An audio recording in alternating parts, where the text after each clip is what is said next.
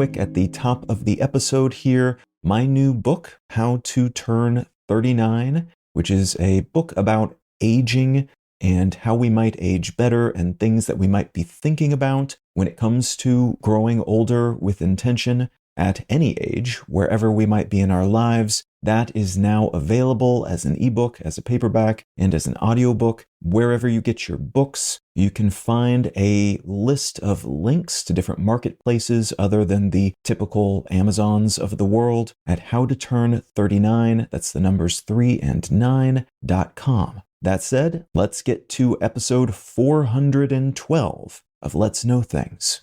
In January of 2024, Chinese tech giant Huawei brought an end to its years-long U.S. lobbying effort meant to help mend fences with Western politicians. In mid-2019, then U.S. President Trump had blacklisted the company, using an executive order that in practice prevented Chinese telecommunications companies from selling specialized equipment in the U.S. as part of a larger effort to clamp down on the sale of Chinese 5G and similar infrastructure throughout the US.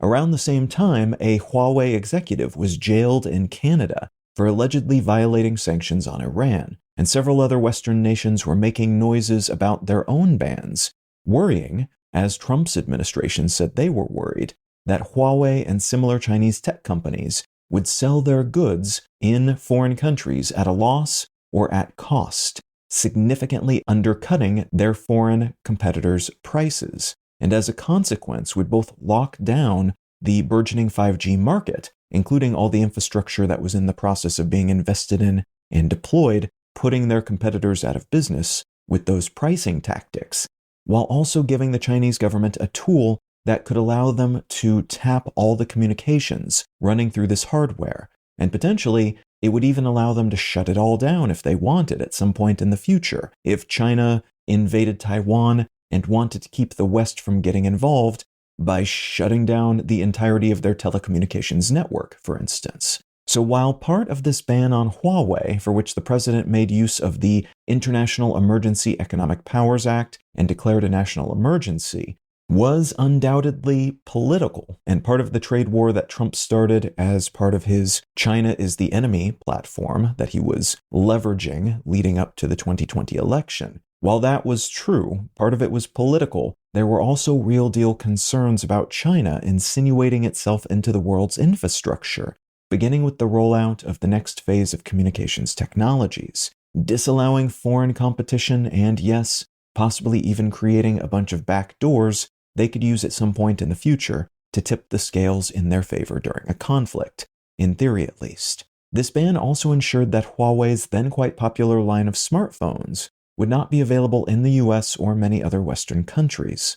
The company sold off its Honor brand of phones in a scramble to try to protect that line of products from these new blocks on its offerings, which, among other things, disallowed them from accessing the chips necessary to make competitive smartphone products. But the legislation just kept coming after that initial salvo, the U.S. Federal Communications Commission banning the sale or import of anything made by Huawei in late 2022, and a bunch of fundamental U.S. allies, especially those with which the U.S. collaborates on military and intelligence matters, have likewise banned Huawei products on their shelves and in their communications networks. The idea being that even one Huawei transmitter, or modem, could tap into the whole of these networks if it was a part of it. Again, at least in theory, which is considered a big enough security concern to justify that blanket ban.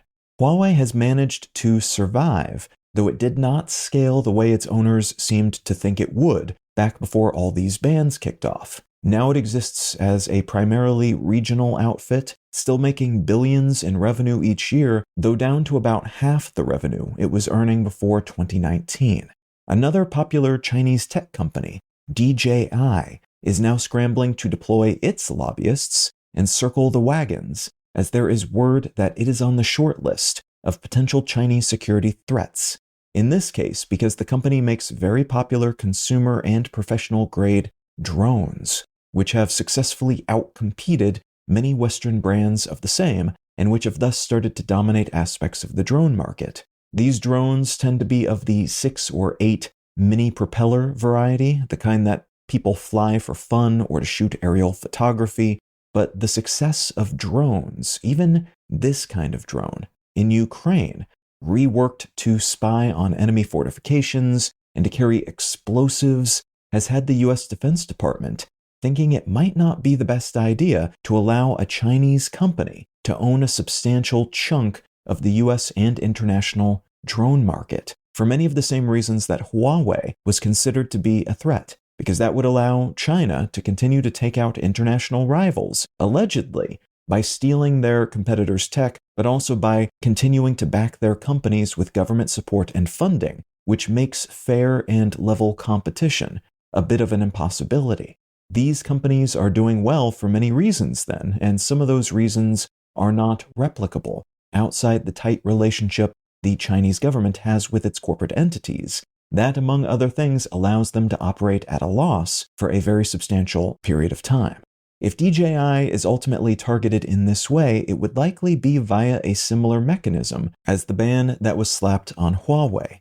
New drones made by DJI would be unable to use the US's communications infrastructure, which would make their continued functionality in the country all but impossible. This would not ban DJI drones that are already owned by folks in the US, and it's anyone's guess as to how likely this will be to pass, as a bill to this end is currently working its way through the House, but DJI is already lobbying heavily and is more common and popular in the US than Huawei was, and there's a chance that it simply won't be worth the potential political fallout for those who vote to ban it if the bill does work its way further through the process. What I'd like to talk about today is another potential ban of a popular Chinese product, TikTok, and how such a ban might play out.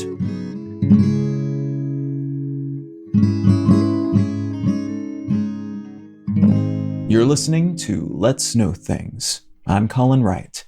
Learn more about Let's Know Things, subscribe to receive free email updates, and or become a supporter to receive monthly bonus episodes at letsknowthings.com. Back in 2020, the Trump administration announced that it was looking into banning TikTok, a popular vertical video-focused social network that operates a bit like a cross between Instagram and YouTube, and which was becoming especially influential with young people, so-called Gen Zers. TikTok is owned by a Chinese company called ByteDance, and ByteDance has a version of the same app in other countries, including in China, where it is called Douyin. That same year, TikTok hit back against the Trump administration with a legal challenge that said, in essence, the president was just trying to score political points by passing protectionist laws in the lead-up to an election, and that this move might have also been an act of revenge because there were young people on TikTok posting videos about a prank that they instigated at a Trump rally, which seemed to irk the former president. Around this same time, TikTok higher-ups began working on what became known as Project Texas, which was meant to help address one of the government's concerns and complaints that data and media shared on TikTok was sent to Chinese servers, which suggested all that information could be more easily siphoned off and used by the Chinese government. This project resulted in a reworking of how data on the platform is handled, bringing in US tech company Oracle to keep tabs on everything, ensuring that this data is safely managed and not sent somewhere the Chinese government can easily get it.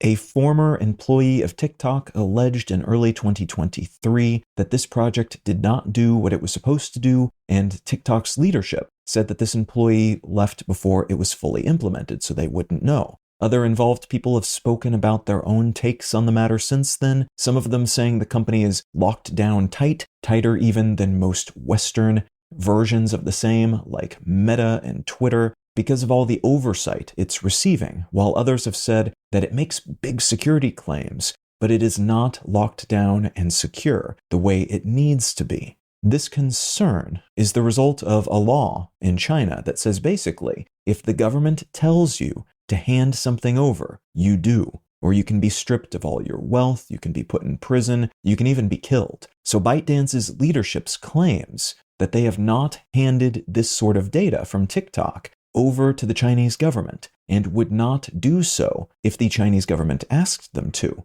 cannot be trusted, according to arguments against their claims, because they would, of course, lie about this if they had handed it over, and may not even be legally allowed to admit to doing so, but they also wouldn't really have a choice. If they were asked, they would legally, in China, have to hand that data over. That is the big argument and concern on the US security side of things. The Chinese government works differently than the system in many other countries, and because of how integrated and entwined their government is with their market, every single Chinese business, like ByteDance, like Huawei, like DJI, should be considered a wing of the Chinese military, because in practice, they kind of are. Thus, as soon as these concerns about TikTok started to hit the mainstream consciousness, we began to see those federal efforts to do something about it, most of which were initially unsuccessful, except for the Project Texas effort,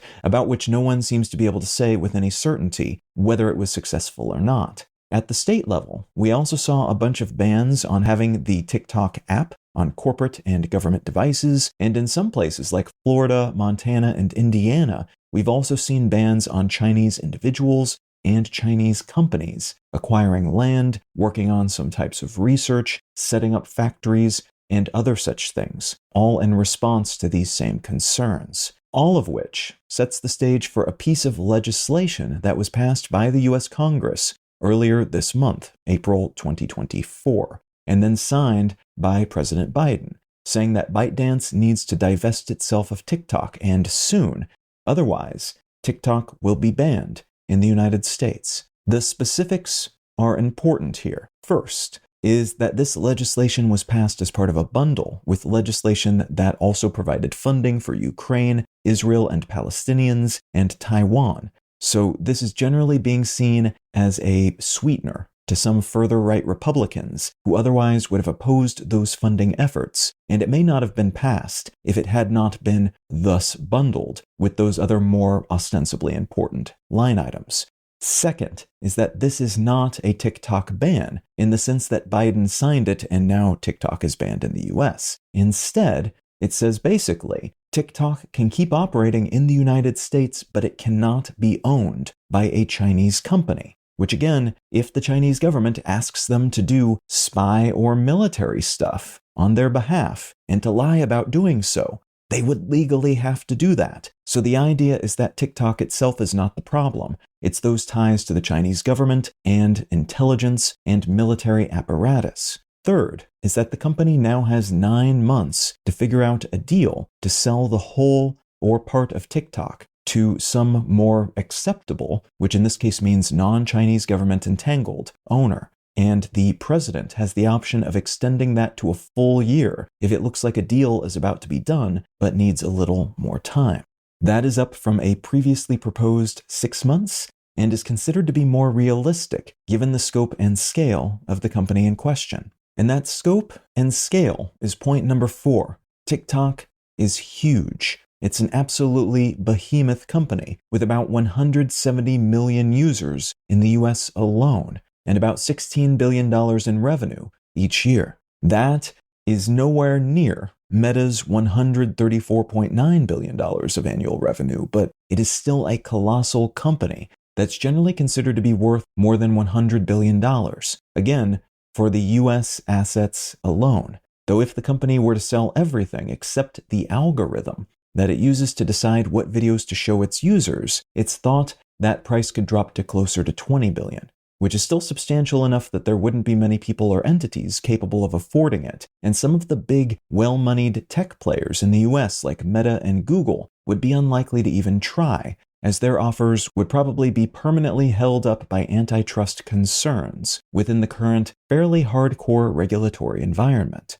So ByteDance is being told to sell their US assets within a year, and they may have to find a buyer willing to spend tens of billions of dollars for it, and that buyer would have to be acceptable to the same US government that is telling the existing owner it has to sell or be banned in the country. Now, analysts are mixed on whether this is a bluff or not, but at the moment, ByteDance's leadership is saying, in essence, no, we are not going to play this game. We would rather shut down the US version of TikTok than sell those assets. Part of the rationale here might be that the Chinese government is telling ByteDance's owners that they are not allowed to sell these assets. It could be a requirement that they are dressing up as staunch resilience to save face. It could also be that they did the math and realized that their US offerings, despite being worth billions of dollars, are nowhere near their most profitable assets. Those are in China, and they would rather double down on that larger market and other friendlier foreign markets than sell off something valuable in the US, which could then be used to challenge them in some of those other remaining markets. It can also be that they are holding out for a good deal or delaying, hoping that denying even the possibility of a sale will help their case in court. And they do, by some estimations at least, have a pretty solid case to lean upon. Some legal experts are saying their First Amendment rights are being violated, and in a 1965 Supreme Court case, Lamont v. Postmaster General, the court ruled that foreign-produced propaganda, in that case, communist propaganda, could still be distributed through the Postal Service because Americans have a First Amendment right to receive it, even if they did not specifically request it. This is considered to be relevant here because one of the arguments against TikTok by the US government is that the Chinese government could adjust what they show people, favoring content that supports positions and views of the world that they like, over time adjusting the opinions and facts or pseudo-facts or seeming facts young people in particular are working from, which then, over time, could influence what they believe, how they vote, and so on. There have already been claims that TikTok favors pro-Palestinian content over pro-Israeli content, for instance, and it has long suppressed work that talks about the Tiananmen Square massacre and other things the Chinese government doesn't like. It doesn't generally fully disappear this stuff from the platform, but the algorithms show that sort of content to few people, which has a similar effect to deleting it on an app where people primarily discover things based on what they are shown by that algorithm. Of course, Facebook and Twitter and other networks have been accused of the same, in Meta's case downplaying news and political content, which is something they've admitted to now, and in Twitter's recently, post-transition to X, they've been accused of favoring more conservative posts over more liberal ones. Though in both cases, and in TikTok's too, it's difficult to prove this sort of thing, and the algorithms are often black boxes rather than open code we can look at to judge objectively.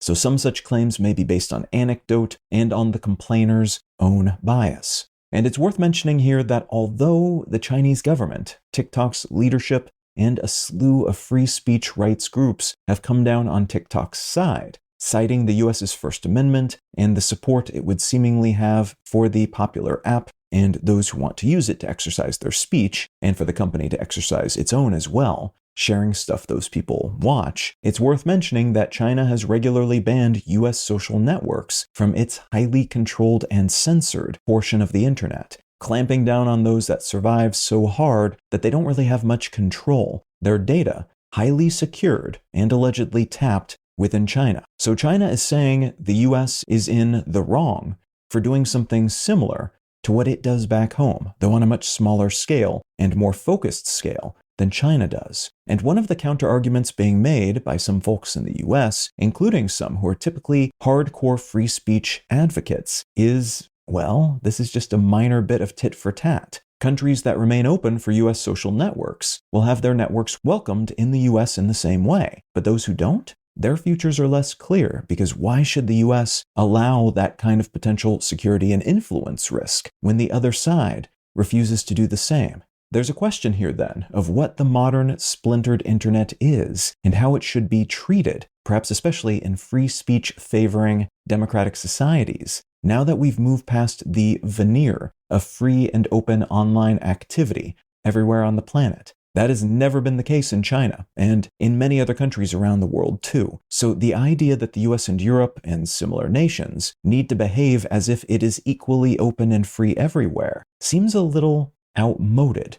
And some such entities, like the EU, have been regulating based on that reality, while the US has been slow to do the same. This could mark a moment at which the US starts thinking along those same terms, or it could be another instance of maintaining the previous paradigm, despite all the hubbub and politicking, because that tends to be easier, and because the relevant laws have not been updated yet. So it's unclear who would win this case in court anyway. There's also the question of how expansive this particular bill will end up being. Does it apply to ByteDance's other apps as well, including the popular CapCut video editing app and its existing Instagram dupe Lemon 8 and potential future Instagram clone TikTok Notes? Further, does it apply to other Chinese-owned apps and other apps owned by companies in, for instance, Russia and other current and future antagonistic states? Also, to what degree will the law allow friendly nation-states like Japan and European nations to scoop up these sorts of assets and operate them in the US in a way China would no longer be allowed to do, when there's a chance that some of them,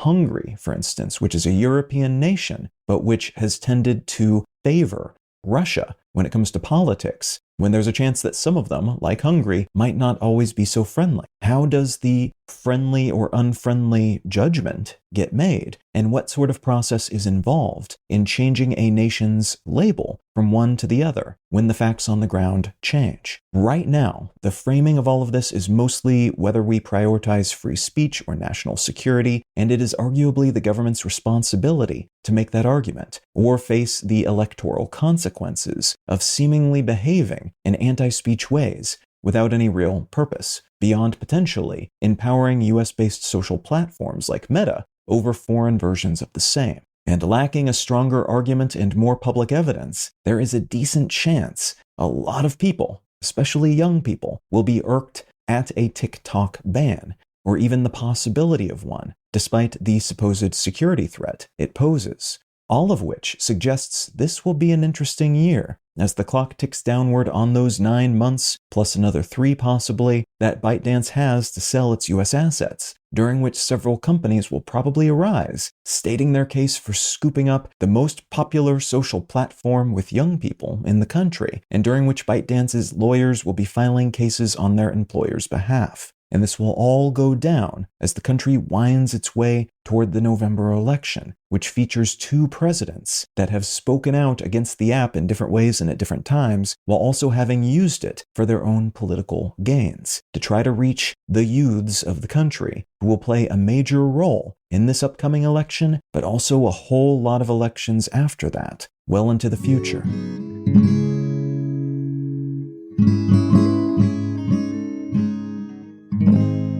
As I mentioned at the beginning of this episode, I've got a new book that just came out today. It's called How to Turn 39. It is about aging. It's for people of all ages to be thinking about the people that we grow into and what happens next in our lives, the things that we have control over, the things that we don't have control over. And if that sounds interesting to you, if you've found value in my work in the past, consider picking up a copy wherever you get your books, and you can find a list of marketplaces where it's available at howtoturn39.com.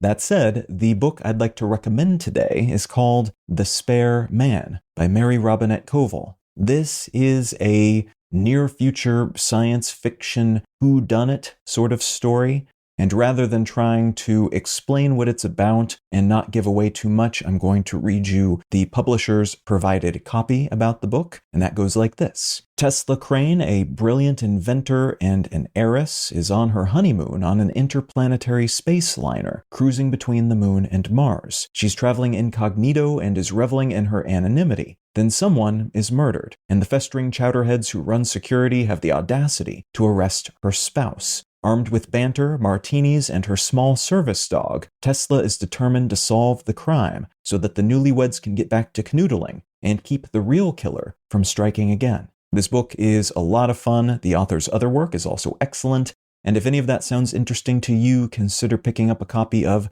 The Spare Man by Mary Robinette Kowal. You can subscribe to receive email updates, find show notes, and other such content, and support this show financially, receiving additional bonus episodes as a thank you at letsknowthings.com. Learn more about me and my work at Colin.io. Subscribe to my other news-focused podcast, One Sentence News, wherever you get your pods, or at onesentencenews.com. And say howdy on social media. I'm at Colin is my name on Instagram and Twitter, and Colin Wright on Facebook and YouTube.